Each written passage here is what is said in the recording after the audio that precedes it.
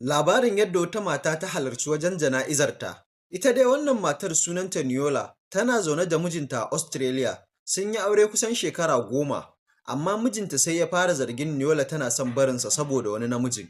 Maimakon ya yi magana da ita ko ya sake ta, sai ya yanke shawara mai muni, ya biya wasu mutane a ƙasar Burundi da su kashe ta. Wata rana Niola ta tafi garin Burundi, wata ƙaramar ƙasa a Afirka, domin jana'izar matar babanta. Bayan jana'izar, tana tsaye a waje tana shan iska, sai wasu mutane suka zo suka yi garkuwa da ita, suka rufe mata ido, suka kai ta wani guri suka ɗaure ta a kujera. Daga baya shugabansu ya gaya mata gaskiya, mijinki ne ya biya mu kuɗi domin mu kashe ki.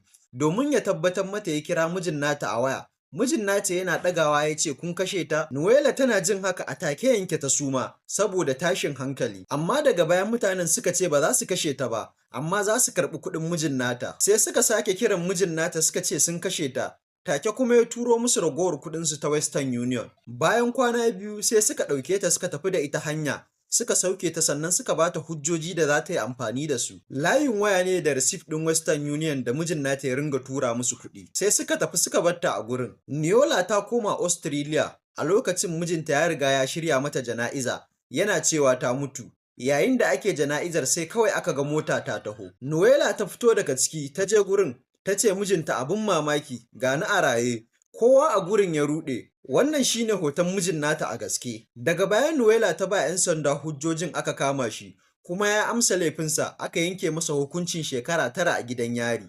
Kada ku manta ku danna like sannan ku yi follow.